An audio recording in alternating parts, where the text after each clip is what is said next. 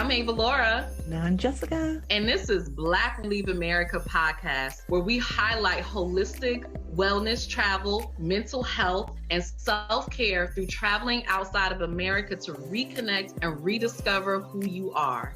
It's time for us to leave any condition that disrupts our peace. Black Women Leave America opens your eyes and explores new ways of living, but more importantly, new ways of being. Because sometimes you have to leave in order to find yourself. Welcome to another edition of Black Women Leave America, the live edition, where we're doing more reaction videos. I am your host, Ava Laura, and this is my amazing co-host over there dancing and having a good time. I was doing reactions. What's up, y'all? We back again with another reactions, and I'm super excited for this one. I can't wait. I want to see what she's talking about. I do as well. I consider her. I just, stumbled across her information, and she definitely looks like a pioneer. She's been in the game. She said, 14 years? And I actually know some Black women who, before this whole movement, this was their way of life before anybody was talking about it, before you saw it on social media. This was just how they were living their life. And so I appreciate this. So I'm looking forward to seeing it as well. Right. So this particular one is called How I See America After Living in, give me the name, Ava Laura, so I don't mess it up. I don't know because I'm not looking at it. Oh. I'm sorry. Hold on, y'all. It's like New York, Namibia. I'm not sure. I'm doing that from memory. It's not. How about that? There we go. Namibia. Is that what I'm seeing? Why did I put a way I don't in even there? wear glasses, but right now I feel like I need them. Well, I do, and I couldn't even. I put a whole way in here. I put Namibia way. Oh, Namibia for 14 years. So let's take a listen and see what she has to say. Be Kaylin. Welcome back to my channel. Today I'm going to be talking about how I see America differently after 14 years of living abroad in Namibia. And for those of you who don't know, I am a Black American that first moved to Namibia in 2010. I'm on South African Airways, going to Namibia now. So we're in Johannesburg, South Africa. I can see the workers down there and the planes in the distance.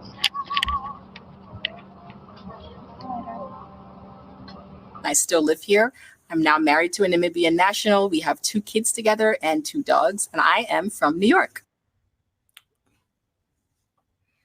So the first thing that stands out to me is that I feel like Americans stress a lot over service disruptions.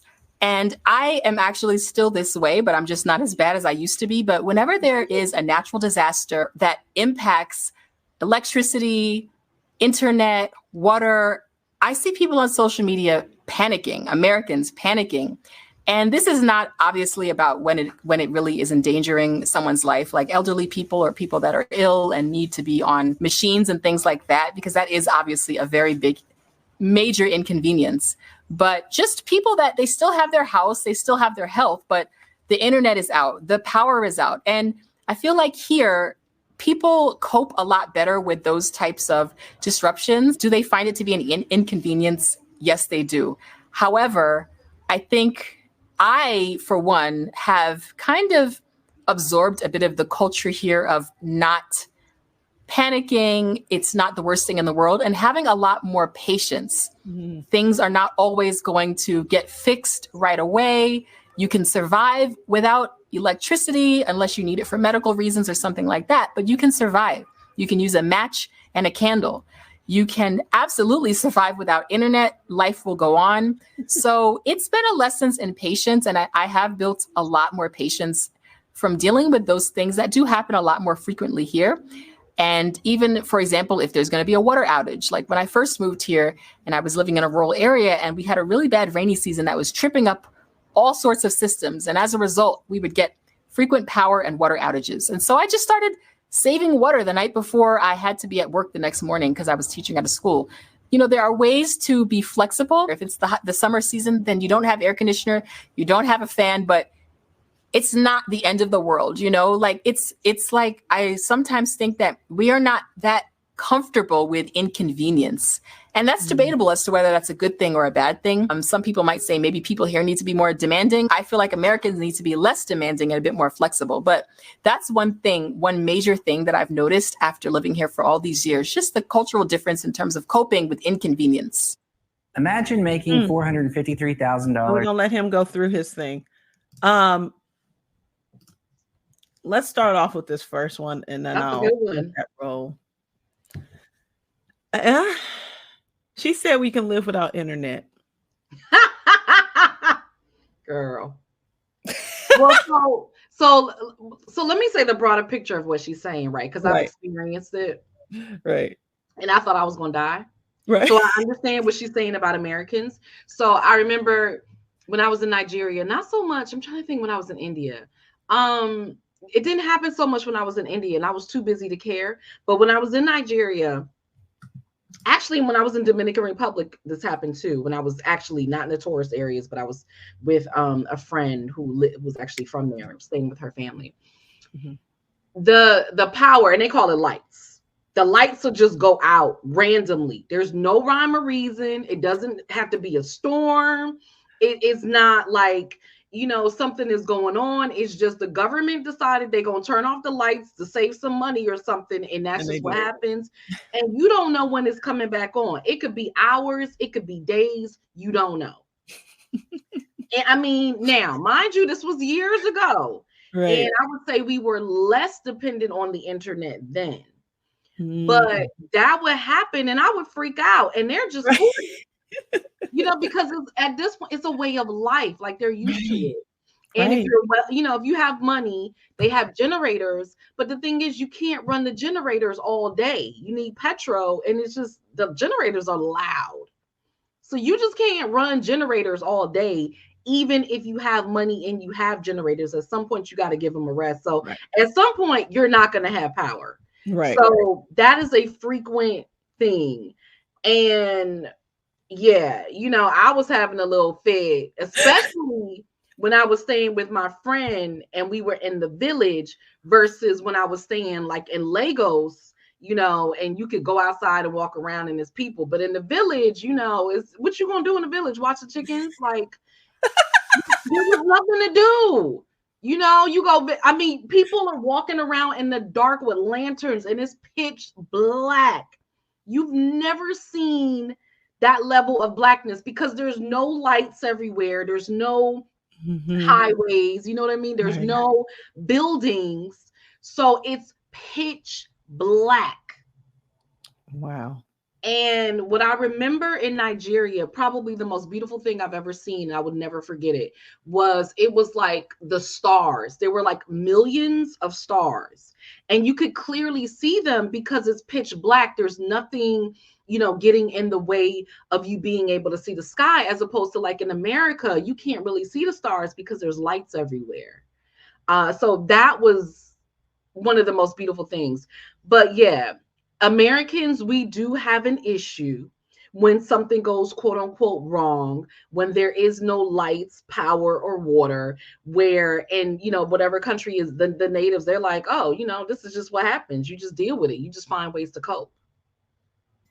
Like I said, she said, yeah, if you just have no internet, what? We've gotten used to being connected all the time. And then if I have no internet, how am I supposed to Google what I'm supposed to do when the lights are out? How am I supposed to Google? That's hilarious. That right there is funny. Nothing. That's the best time to get some sleep.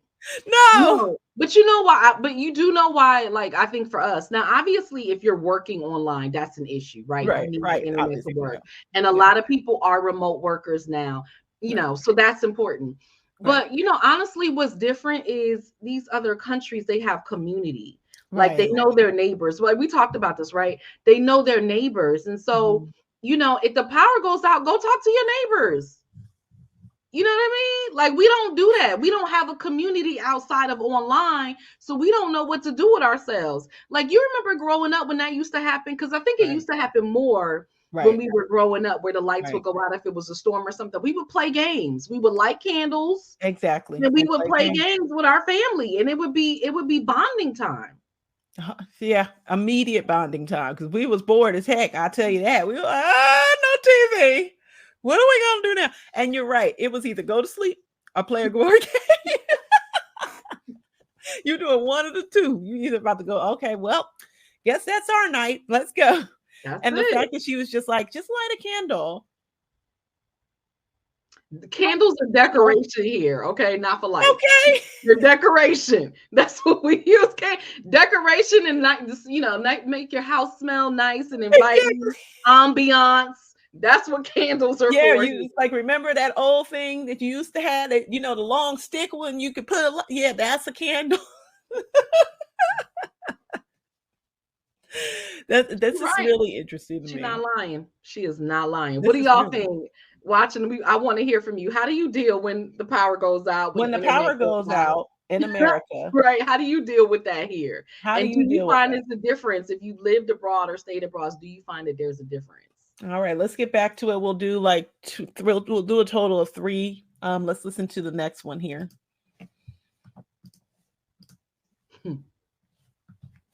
Might want to mute it. Very urgent compared to Namibian culture, which is much more relaxed. Americans, we are an urgent, timeliness-based culture. We want things done yesterday. We don't have patience. If I called you and you're going to fix this, then it needs to be done when you say it's going to be done. If we have an appointment at 3:30, you need to be there by 3:15, right? If you have an assignment, you should probably turn it into your boss yesterday, not the day that it's due. Like that's the culture of American society. And for me, I come from New York and everything is very fast paced, very rushy.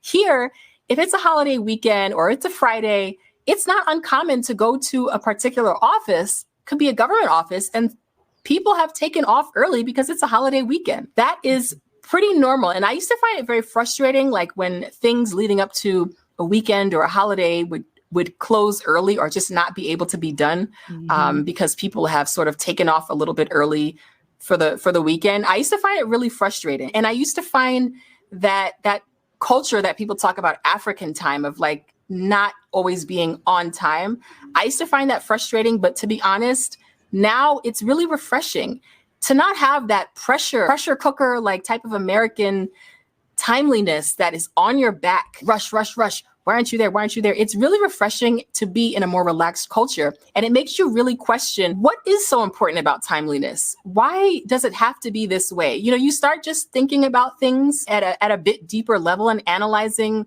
what you may have grown up to think was the way, and realizing that there are some benefits to things moving at a slower pace. A bit of a healthier work-life balance. People are able to turn their back on their job at a certain point and say, you know what?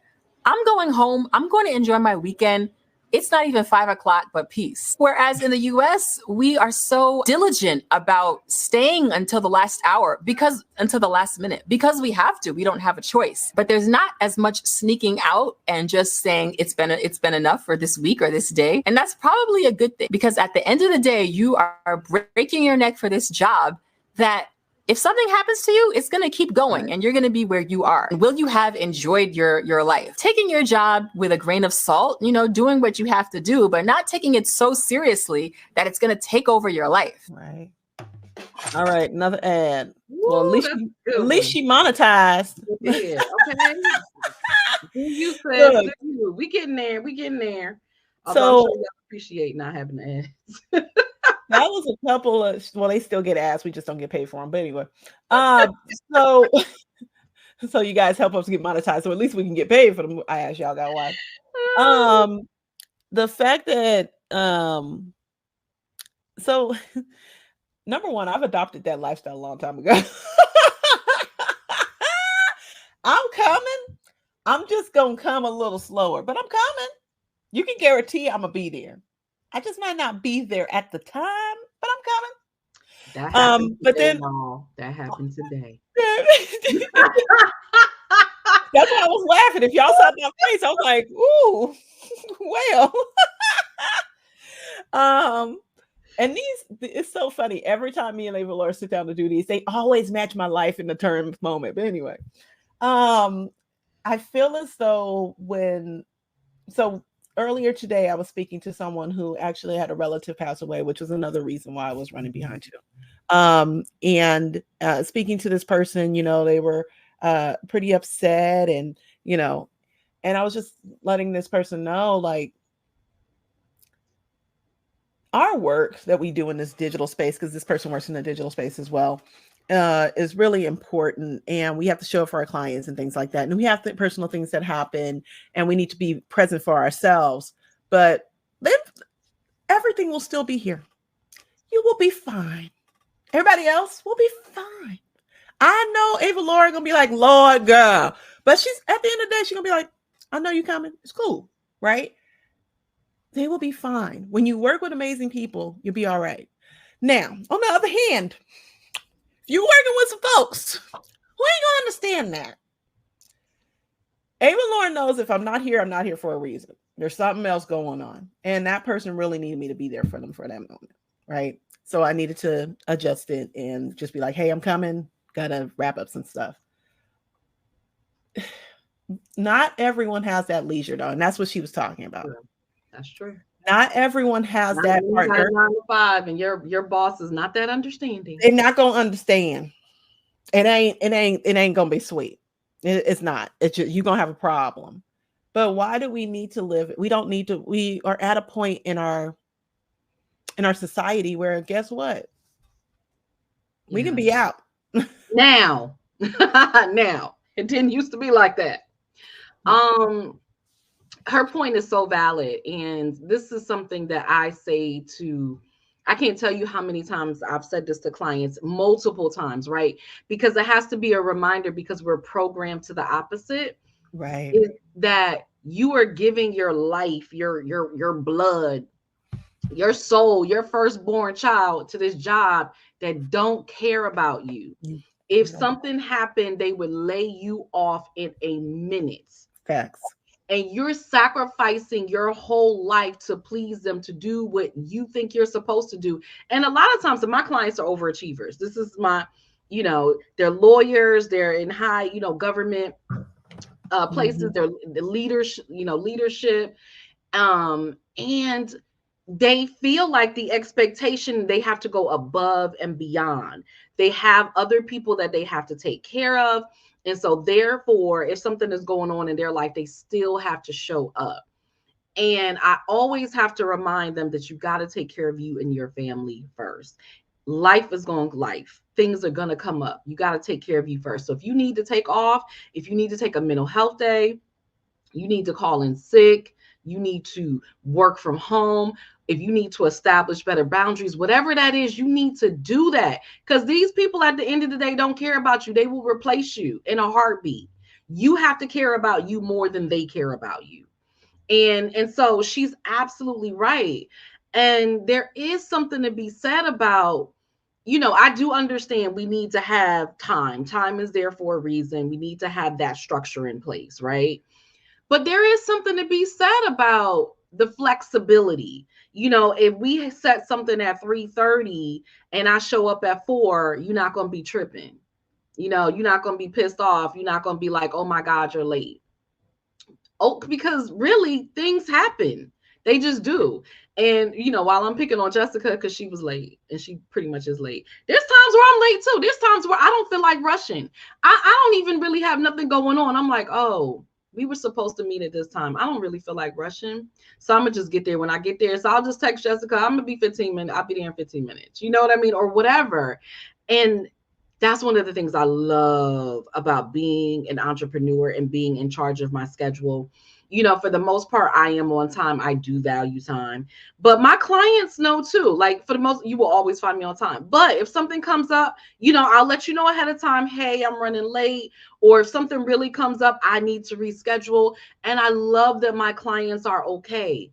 And if they did that for me, I ask that you let me know 24 hours before if you need to reschedule. So if I do something like that, like you said, with something going on. But I love having the flexibility to allow life to do what it's going to do, because it's going to be there, and me not putting extra stress on myself to show up fully when I can't. Because would you rather me show up on time and not fully be there, or show up at another time, cancel or reschedule, and show up at another time when I can fully be there? Right. And I value our partnership because there's not a lot of places that will take that into consideration. Right. And then also too, looking at the person, right? If you know that person is genuinely not trying to be a jerk, it's one thing when somebody doing it and they just Right, not disrespecting your time. right. They just totally disrespecting your time, just totally like whatever all the time. Like that's a problem. But I love what she was saying. But I also noticed in the background there was some kind of animal. I don't know if you saw that. I didn't see it. Oh, okay, hold on. Let me. I didn't see it. Well, look, I'm looking at it. I'm like, did y'all see the animal? I didn't see it. Hold on, let me go and find it. So I was like, what is that behind her? But while you're looking for that, I do want to say, and you all definitely want to hear from you, your comments. Have you ever experienced this? So I remember one of the last times I had a job, and actually this was working. Well, I'm not even gonna say, but this wasn't even. This was like a part-time thing, and anyway. And I'll never forget that when they did my review, one of the comments that they had was that I would leave at exactly 5 p.m. and that was the time to leave. And I was like, what's wrong with that? They're like, you don't leave at 5:01, you're not leaving at 5:15, 5:30, you leave at 5 o'clock on the dot. And I was like, well, that's because you pay me to be here from 8:30 to 5. Why would I stay after 5? And I was thoroughly perplexed. Like, what is the problem? I'm doing my time. I'm not leaving at 4:59. And their whole thing, so I have to put up a front like I want to be here after 5 when you're not paying me, just so that you could feel better about yourself. I'm like, this is why I can't have a job. This is why I can't. Okay, so look, let me give y'all one of my job stories. Okay, I used to work for a very prominent financial institution, and that financial institution gave me a bump up, so I was in a different status at this point. And they were like, you're doing a great job and everything. And here's the thing, they were stealing my phone scripts. So I would come up with phone scripts because I was actually trying to get people not to buy into something so I didn't have to sell them. And they were actually opting in. So it was working instead of not doing what I wanted to do. I was like, oh, crap. So anyway, they ended up taking my phone scripts, everything, using it, different ways that I had made systems and stuff. They took that. If I knew then what I know now, I would have been like, pay me as a consultant, but I didn't know. Absolutely. So they told me I take too many breaks because I came up with a way to take a break after every 3 or 4 calls to go to the bathroom and go make me something to eat. Like I'll go make oatmeal. They have free oatmeal, like little stuff like that, right? But it will allow me to reset my mind because it's hard to take calls back to back like that, right? And so I remember them sitting me down one time, like, you're amazing, but you just take too many breaks. And I'm like, well, you either going to accept that's why I'm amazing and get the productivity, or you're not going to get it, because who and what. So anyway, I say all of that to say, that's why I don't work a job anymore. And then after that gave me another raise to a whole nother level where I became in their executive office. And then I changed some stuff around in there. But anyway, I could have been doing that. And that's the thing. Now, granted, this is not everybody's experience, right? Some of us had jobs where they genuinely appreciate, who we are, what we do. We get properly rewarded, all of that. But there are so many people who don't. There's so many of these jobs who don't care about you. They don't care about your family. They will suck you dry. I know people who are literally doing 2 and 3 people's jobs and they're not getting paid for it. Yep. And they don't care, because if they can get away with it, they will. Like somebody left, you need to hire somebody else. But instead of doing that, so-and-so is here and they're dependable, we'll just give the work to them. Oh, they're doing a great job. Maybe we don't need to hire anybody else. Right. There's like, we're going to eliminate that position altogether. Here, take it. So I literally just had a conversation with my husband about this, and I said, you have to put limits. You are going to have to say, I am not doing this, because he keeps hurting himself. And I said, you are going to have to say, I cannot take this over there. You guys need to call someone else to help me come and take this stuff over here. You've already had several work injuries, and they don't care. He's like, but I'm telling them. They don't care. They need to work injuries. I hope y'all got a lawyer and he getting disability. Workman's comp. Yeah, we went through all of that. Okay. And that's what I'm saying. We just went through all of that. He went back to work. Guess what's happening again?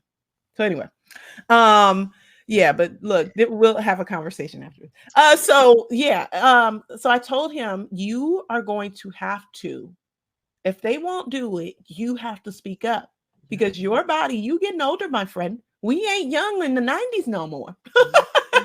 So as you get closer and closer to your 50s, you are going to have to say, I cannot do that. Yeah. And you have to stand up for yourself and, not be afraid you're going to lose your job. Like, bruh. How many people have they kept in check because you were afraid you're going to lose your job when it wasn't that good to begin with? That's what I like about this new generation. They don't care. They're like, I'll do another job, or I'll just create one. I'll do OnlyFans. I don't care. Whatever. Exactly. I will figure out a way. It's the older generation that is like, oh, but what if if they do, you find somewhere else to go. Because if you lose your limb, they are not going to be here going, oh, we're so sorry. Here you go. Here's $1,002,000. They're going to try everything in their power not to pay you. That's it. So anyway, my time. I didn't care. Back to our reaction video. Don't y'all just love Black Women America? Make sure, make sure that y'all subscribe to the channel. Make sure if you're listening, go ahead and hop on over to YouTube. Make sure you subscribe to YouTube as well, because we need you on all channels. We need you everywhere. Make sure you go ahead and support the channel by buying us a coffee. If you do not know what buying us coffee means, just DM us on Instagram and say, I would like to buy you a coffee, and I will send you the direct link. All right. So let's go ahead and hop back into it. And I want to show y'all this animal. Okay, see this animal on the back right there? Where? See it right here? No. Right behind her. The little fluffy thing? Yeah. Maybe it's a dog. It looked like, but they don't look like a dog tail. I can't tell. I did see that, but I can't tell. Anyway, y'all let us know what y'all think it is. Like, I want to see is it in a compound? Like, I want to see where she lives. Yeah, so y'all let us know in the comments what y'all think that animal is. All right, so let's go ahead and go to her next point. Let me see if I can find it here. I feel like we didn't go this far. I'm missing. Well, it was a commercial, right? It was a commercial. And then she moved into her next point, which was it should say, but she's pretty good about numbering them, so it should come up. Let's see. Because that was number 2. Oh man, you don't have chapters. Darn it. So there's this thing on YouTube, you guys, that you can have chapters. I don't know if you've seen it on different creators' channels, but I'm not seeing it on hers. We don't have chapters either. We should. That busy lifestyle. We just want to get the information out. If we do all of that, y'all might never see it. Y'all would never see it if I got to put chapters on it too. I learned a long time ago. Listen, progress over perfection. We try to be perfect and do all of this. You would never see. You would never see a video. Would not see the light of day. Our first season and the second, it took forever. It took over a year. We're not doing that no more. We said we just gonna put it out. We're just gonna put it out, because here's the thing too that I've noticed when we look at big creators that create a lot. If they have a team behind them, then you will see a higher level of production, things to that effect, whatever.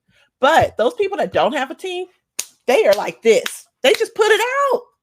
You might get a little bit of a lower third. You might get a intro. You might not. But they put out the content. And I think it's better to put out the content than to harbor over, if we got everything together. So, and I cannot find what this girl, I don't know where it is. So anyway. I know when you said you was going to that animal, that animal was it was perplexing me. I was like, because it looked like a dog. I knew it. Did you just go back through it? Because I'm like, what's the third point? I'm trying to find the third point. She on the money. See, we don't watch this before, so these are like real I found it. Reactions. I found it, y'all. Okay, so here we go. So y'all are going through this with us. I hope you're enjoying yourself. Let's find out point number 3. Ooh. Okay, hold on. Whenever I go back home to New York, I see how we as Americans live in a society of overconsumption. That supersized culture, like when you go to a restaurant and the plate is like hugely filled with food, versus here where things are served in much smaller portions. The supermarkets here have so much less variety than in American supermarkets. Whenever I go home, I'm super overwhelmed by the massive amount of options that simply exist in the supermarket. It's almost like my eyes have to adjust to all the choices, and it's just overwhelming to make a choice, to make a selection. We are a society of, I think, too many choices, and I don't think it's always necessary. And with that, I think comes also a bit of wastefulness. Here, and I notice this with my husband, for example, if something's broken, people here are not so quick to throw it away. They might find a way to sell it, or really they might just find a way to try to fix it themselves, or find someone they know that can fix it, or take it apart and try to fix it. My husband will do that. He's not an electrician, but he will do that. People will really try and keep something until they get the last that they can get out of it before going to replace it or before going to buy a new one. There is a big culture of reusing here that, despite the recycling systems that we see in America, I still feel like things here get used a lot more over and over, and really get your dime's worth, when you buy something here, than in America. We just quick to throw something away, and so that's a big difference I see, is just the culture of like overconsumption. Mm-hmm. And I think wastefulness, unfortunately, comes a lot with that in the US as well. Let me tell you something. That's a whole word. It is. Oh, that's a whole word. Yeah. I can't tell you the number of conversations. How many of y'all break something, or something's no longer working or whatever, and you just hop on Amazon and just go get another one? I know I have.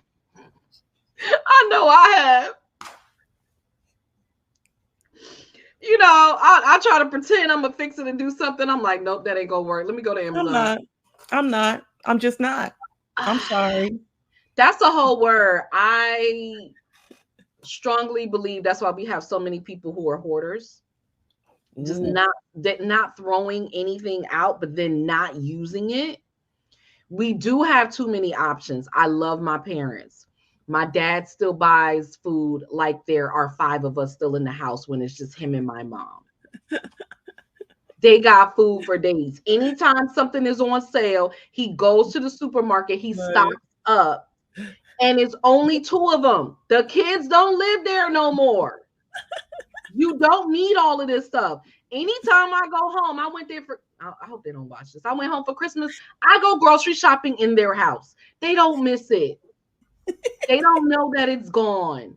I was like, oh, let me get some paper towels. Ooh, no, let me get some toilet paper. Oh, wow, spaghetti. Let me get some pasta. Oh, I got sauce. They don't miss it. They don't know it's gone. That is my mom. I will go in her freezer, and it's like the grocery store. It is packed with frozen items. It's not just one freezer. They got a refrigerator freezer. Then they got a whole separate big freezer. And then they got another one downstairs in the basement. Oh, they got 3. Ooh. 2 people. That is so funny. That's funny. And so my little cousin will do that, though. He will come over with a backpack and just go shop and put canned foods in his backpack. And you try to get rid of stuff. So, me and my sister, like my sister lives in Connecticut with them. I love you, mom and dad. I do love them. I love my family, but I'm y'all know I'm telling the truth. How many of y'all can relate to this? So she's there with them. Okay. I don't always have to see this, but Right. when I went home, I used to go and try to get rid of stuff, and somehow it would always find its way back. And I'm like, why am I bothering? Right. What's the point? Right. Why is it 2 of you in this 4,000 square foot home, and like every room has stuff in it? Look, listen, I told my mom, because she did this to me. She tried to clean out an old closet. And I was like, went to the old closet and it was empty. I said, Mother, where's my stuff? Granted, I ain't lived at home in 20 years. Where's my stuff? I need my stuff. Where's my stuff? She's like, I threw it out. She said, I threw out all them old cell phones. My cell phones? You threw away. I fell on the floor. I said, Is she throwing away her stuff? No, girl, she got all her crap still in her room. All this stuff in here. Well, none of your She says you don't pay no rent. You don't pay no mortgage. Where's my stuff? Oh, buddy. Anyway, I was totally messing with her, obviously, right? I was just kidding. But hoarding is a real thing, and I know my mom has it. She's definitely. And when I say that, I don't mean like extreme hoarding like you see on not on TV, but right. I think a lot of us are like mini hoarders. We're like hoarder adjacent. You know what I'm saying? Like one thing slipped, and we gonna be, that's where we're gonna be. Because it got to start somewhere, right? It doesn't just end up there. It starts, little by little. So when you start seeing those red little hoarding signs, you got to start doing something about it then, so it doesn't escalate. As I look over and see all the cords and the different things, and all the junk drawers I got in this house, I think I got about 7 to 8 junk drawers. Junk drawers are hilarious.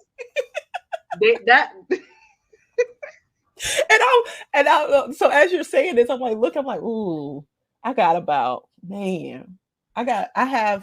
little thing here that has like different levels that got stuff all in it that I'll never touch none of this stuff.